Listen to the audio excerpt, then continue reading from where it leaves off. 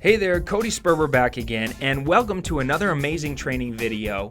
Today's topic is wholesaling, flipping your way to a seven-figure income. This is my favorite no money down investing strategy, and I am so excited to share with you something that has absolutely changed my life. So first, we're going to cover exactly what is wholesaling. Then we're going to talk about the evolution of a wholesale deal so I can show you a 500-foot overview of the steps involved in a wholesale transaction. I'm going to show you exactly what a wholesaler does and how they make money. And then I'm going to give you two real-life, real-world examples of wholesale transactions that I've completed to show you just how easy it is to make money as a wholesaler.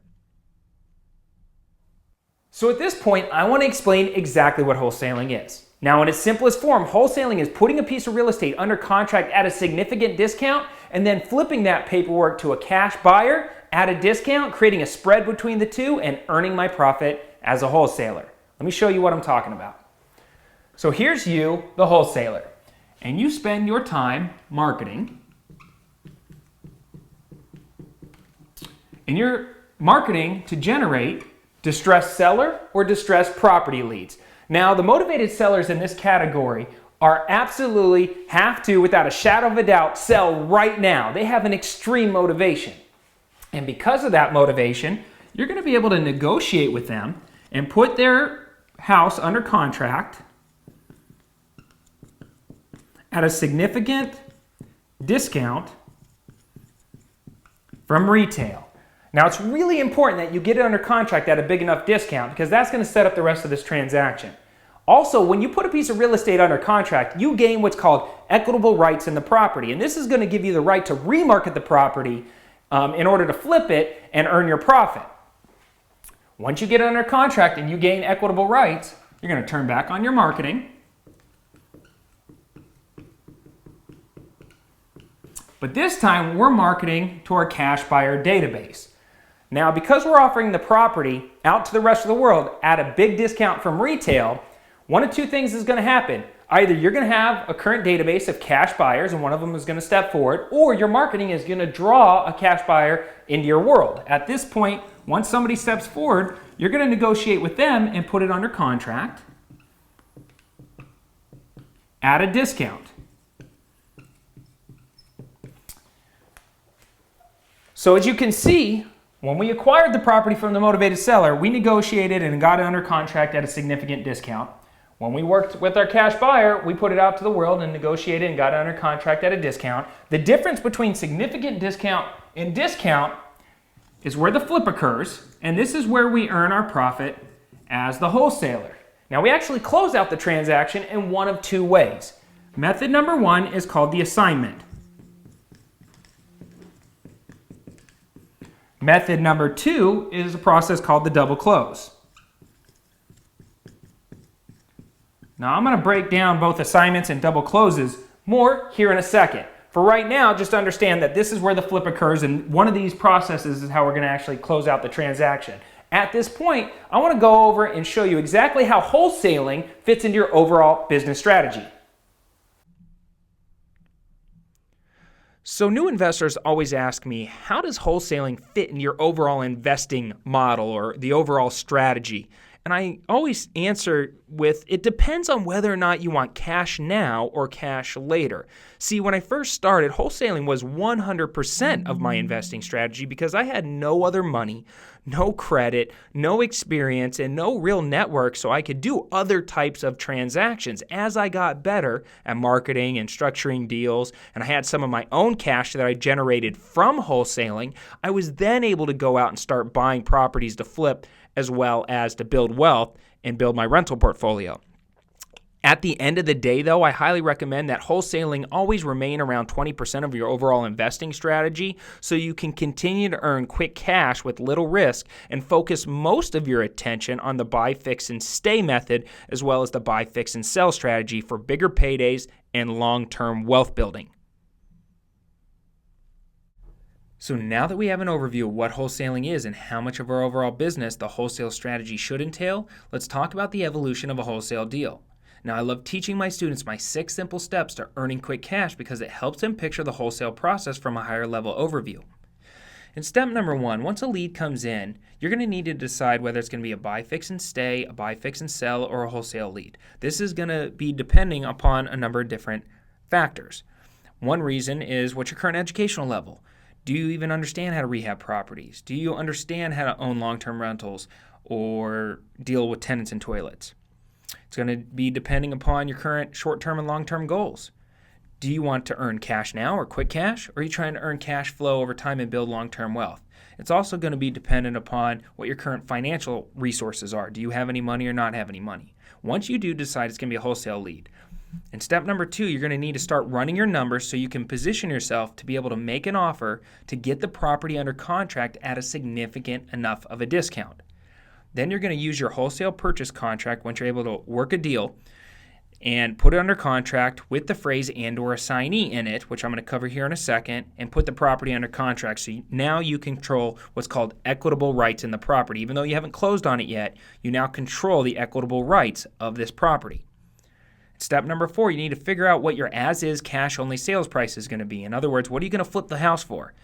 And then begin marketing the property to find your cash back-end buyer. At this point, depending on how much of a spread you're going to earn, you need to choose whether or not to assign or double close. Now, I'm going to talk more about the assignment method and the double close method here in a second. But at this point in the transaction, you're going to need to decide whether you're going to assign or double close it. And then you're simply going to turn over all the paperwork to your closing agent, and they're going to walk you through the closing process. And your job is just to sit back and make sure everything gets done as planned and on time so you can close and get paid. So you're watching this training video because you want to make some easy money, right? Well, there are actually 2 different methods that most wholesalers use to actually close out a transaction and get paid that I want to break down for you right now. Assignment of contract is a wholesale strategy that is one of the purest forms of the no money down deal. Now, in my buy-side purchase contract, you know, the one between me and the original seller, in the buyer section where you're supposed to put your name or your company's name, I also have a little phrase that says and or assignee. This little phrase gives me the right to assign my contract to another buyer for a fee. So the concept is to put a property under contract at a significant discount using your purchase paperwork and then flip that paperwork to the final cash back-end buyer for a fee using a 1-page assignment form. Now let's look at the assignment form itself. Here's an example of the assignment form that I use. Like I said, once you find that cash back-end buyer that wants the deal, you simply have them sign your 1-page assignment form and then give all that paperwork that you have signed to your closing agent.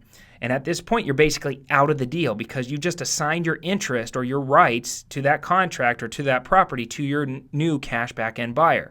Your assignment form should display whom the new cash back-end buyer is, the amount of the assignment fee you're going to receive at closing, as well as how that payout should occur. Assignments are a great way to flip a contract as long as you do not care. And this is the key. This is how you decide whether or not you're going to use an assignment form or not. You have to not care that everybody in the transaction is going to see how much money you just made. If you feel like the motivated seller or the cash back-end buyer is going to get frustrated with you because you're making too much money at their expense, then you're not going to want to close using the assignment. You're going to want to close using the double close method. The double close is also known as the simultaneous close or the double escrow. Now, I use this method if I want to keep my profit confidential or if I want to keep my seller from learning who my final cash back-end buyer is. A double close happens in 4 steps. In step number 1, I'm simply going to put a property under contract at a significant discount from a motivated seller using my buy-side paperwork, and we're going to call this acquisition transaction the A to B side. Then I'm going to start marketing the property for sale during my agreed-upon closing period for a cash back-end buyer. And when I find one, I'm going to put it under contract with them using my sales side paperwork. We're going to call this separate transaction the B to C side. So you can see there are 2 transactions going on.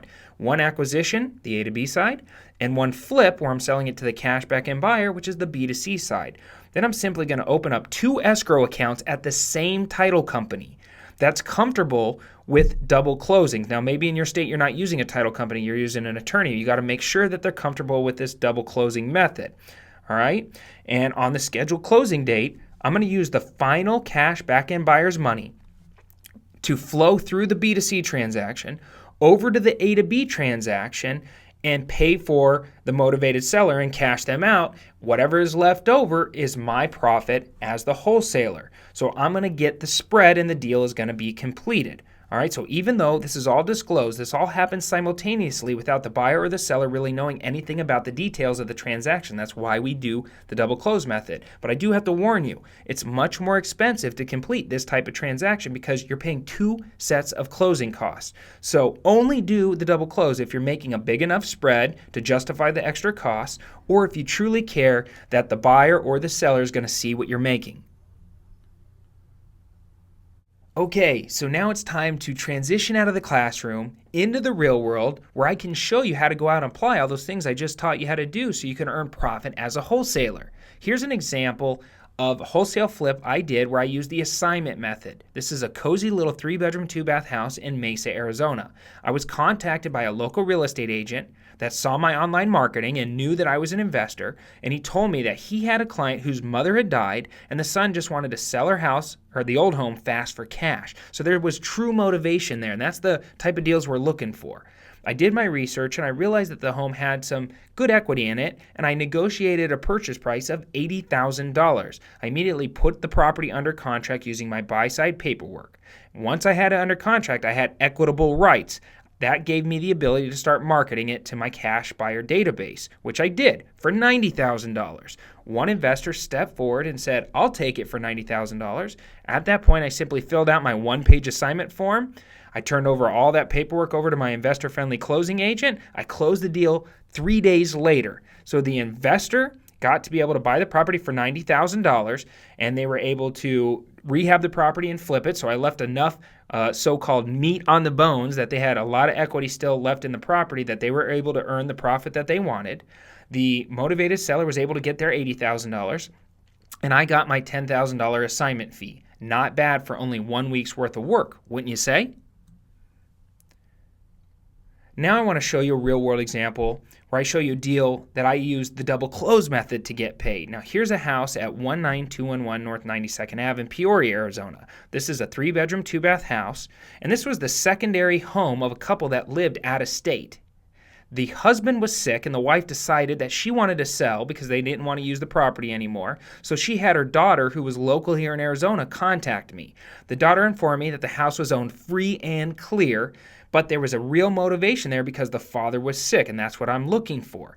So I did my research, and I realized that the house was worth about $160,000. So I made an all-cash offer for $100,000, which was accepted because they were really motivated. I immediately began marketing the property to my cash buyer database for $115,000.